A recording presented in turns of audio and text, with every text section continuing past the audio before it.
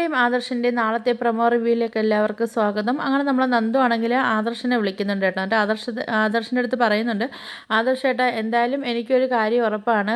പിന്നെ ഇതുപോലെ കള്ളക്കടത്ത് സ്വർണം മൂർത്തീസ് ജ്വല്ലറിയുടെ പേരിൽ എന്തായാലും വിറ്റഴിക്കപ്പെട്ടിട്ടുണ്ട്. അത് വേറെ ആരുമല്ല, ആ അനന്തപുരിയിലെ അസുര വിത്തുണ്ടല്ലോ അബി തന്നെയാണ് ഇതെല്ലാം ചെയ്തതെന്നൊക്കെ പറയുന്നുണ്ട് കേട്ടോ. എന്തായാലും ഇത് ഞാൻ തെളിയിക്കുമെന്നൊക്കെ പറയുന്നുണ്ട് കേട്ടോ നമ്മളെ നന്ദു.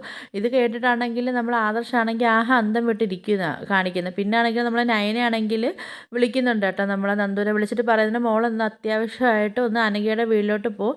അവിടെ നിൽക്കുന്ന ചേച്ചിയാണെങ്കിൽ എന്നെ വിളിച്ചിട്ടുണ്ട്, അനഘയ്ക്ക് ഒട്ടും സുഖമില്ല, ശ്വാസം മുട്ടൊക്കെ കൂടിയിരിക്കുന്നെന്നും പറഞ്ഞിട്ട് വിളിച്ചിട്ടുണ്ട്, മോളൊന്ന് ചെല്ലാൻ പറയുന്നുണ്ട്. നമ്മളെ നന്ദു ആണെങ്കിൽ അനഘയുടെ വീട്ടിൽ ചെല്ലുന്നുണ്ട് കേട്ടോ. ചെന്നതിന് ശേഷം അനഘയ്ക്ക് ഒട്ടും വയ്യാത്തതുകൊണ്ടാണെന്ന് തോന്നുന്നു ഹോസ്പിറ്റലിലേക്ക് മാറ്റിയിരിക്കുന്നത് കാണിച്ചിരിക്കുന്നത് കേട്ടോ. അപ്പം നമ്മളെ നന്ദു ആണെങ്കിൽ അനഘയുടെ അടുത്ത് പറയുന്നുണ്ട്, ഇത് ആരാ ചെയ്തതെന്നൊക്കെ എനിക്കും അറിയാം, എനിക്ക് മാത്രമല്ല ആദർശേട്ടനും നയനേച്ചിക്കൊക്കെ അറിയാം ഈ ക്രൂരത ചെയ്ത ആരാണെന്ന്.